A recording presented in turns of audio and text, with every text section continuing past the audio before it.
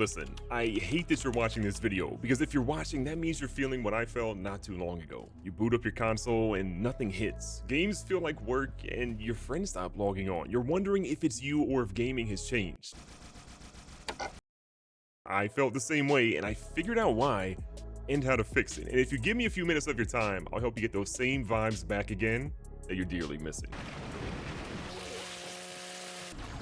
Look, the good news, you're not the first person to feel this way. Stomping out a lobby so hard in Call of Duty 4 that the worst phrases imaginable were aimed at you, kids today just wouldn't understand or probably couldn't deal with it. But gaming just felt different back then. We hopped on to make memories. Some nights you had a goal, and some nights you were just there for the chaotic hilarity that ensued. Battlefield games weren't about grinding. They were about launching tanks across the map or trying to jump out of a jet and shoot another jet with an RPG. And our goal was not to go viral. It was just to, well, simply do it. And that's it, just to pull something off with our friends that we could laugh about forever in our private messages and in group chats. That's what mattered the most. But it's not like we weren't competitive. We were. There was a healthy mix of trolling and locking in for those nights that just were hours on hours of fun. You might have a Gears of War lobby where you'd purposely try to chainsaw kill an entire team instead of using our weapons. The thrill of hiding an entire round so that one poor soul happened to walk around a corner into your chainsaw? Cinema. None of it was for the stats. It was simply just for the laughs. But what changed? Why do those moments feel like they're almost unattainable now? To be truthful, we can't just blame other gamers and say that we don't have the time to game anymore and that's why these are happening. And to be fair, the time thing is definitely a part of it, but we've always had sweaty gamers, but they just have access to information easier than really ever before now. Years ago, you would have found a website with a written guide on how to improve, or go buy a Prima guide to be able to find some insight onto the best ways to go about it. But now the algorithm shows TikToks and Instagram Reels and YouTube videos in our faces non-stop on how to get better, or even worse, how to even exploit your favorite games. The same bugs or exploits that only a small portion of the gaming community would have known about years ago are now so widespread that some competitive shooters can be cooked for weeks until the developers can patch it. But the biggest issue is that every single game started to feel like a mobile game a while back. Daily check-ins to give you a reward like a carrot on a stick to keep you playing. A focus on cosmetics to extract money from you instead of content that you'll be excited about playing soon. To be truthful, gaming has really become a war for your time from gaming developers, so much to the point that it's easier than ever to get burned out, and you don't even have to play that long to have that happen. The medium or thing that we used to go to for fun, it's become a chore and in some cases, a job. Some time ago, people lost their ability to focus on just having fun and playing as an escape, which is what I think gaming should be, to letting themselves be convinced that they have to try as hard as humanly possible so that they can become a pro gamer or a major content creator or just go viral. Gaming for so many people has stopped being a thing that they do for themselves, and in turn it's become a thing they do for other people. Most gaming companies have convinced you that you have to run the sweatiest loadout or the meta, or you have to log in daily, or you're gonna be behind. Oh no, the boogeyman. So now instead of having your escape, gaming companies have convinced you that if you don't log in, don't buy that new card in Ultimate Team, don't grind for that rare weapon skin, you're gonna be missing out, and you don't want that. That rare item or card you're striving for, I promise you it is just a waste of your time.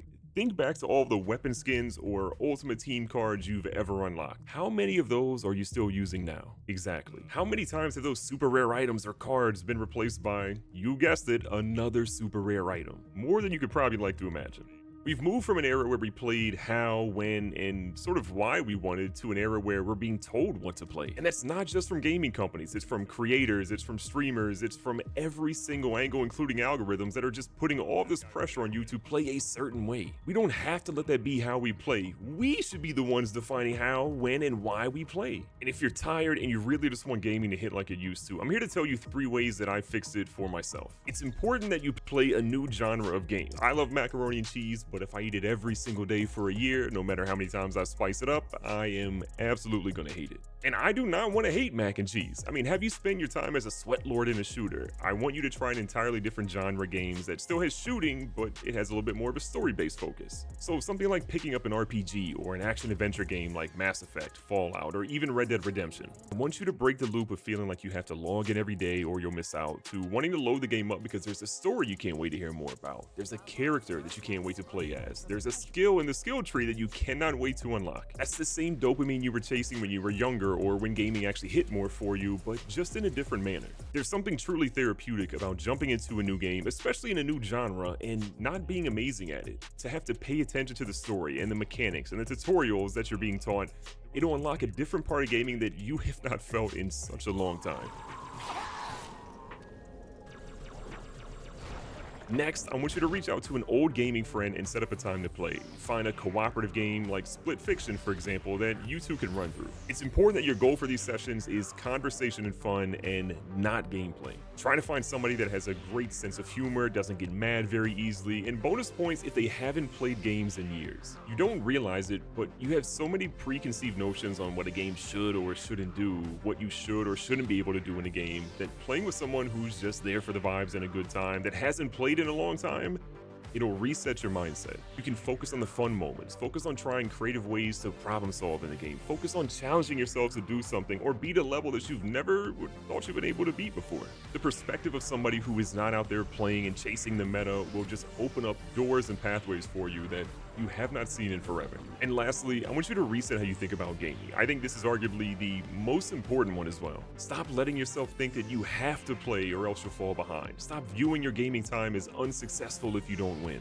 I fully realize this is easier said than done, but it is so important to change your mindset here. I really want you to challenge yourself to have goals that have zero to do with winning. Instead of chasing to try to be the top on the leaderboard in a game or in a match, focus on trying to get an elimination with a melee weapon that'll crack you up. I mean, there's a reason that people run riot shields in competitive shooters, because they want to create chaos, and it's probably fun to them, and this is a side of things that you got to look at too. And that means that your KD ratio, stop looking at it. Force yourself to run this funny, chaos-inducing loadout in a competitive shooter and just see how your mindset changes. Comparison truly is the thief of joy, and we often see things like a KD ratio to rank us against others. And if you're honest with yourself, you don't have time to play the games like you used to, and rather than treat it like a chore or an obligation, you have to reset how you think about your gaming time and realize that this is supposed to be fun and an escape.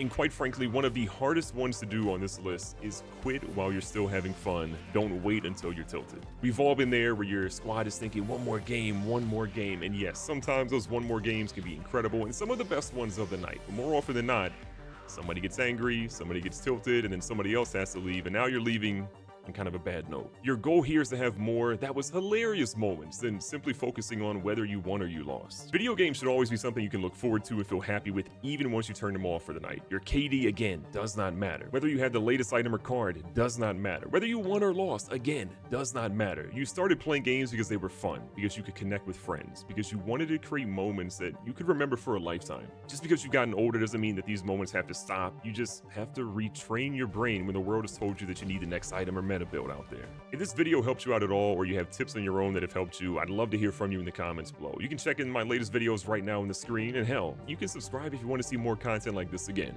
See you on the way down.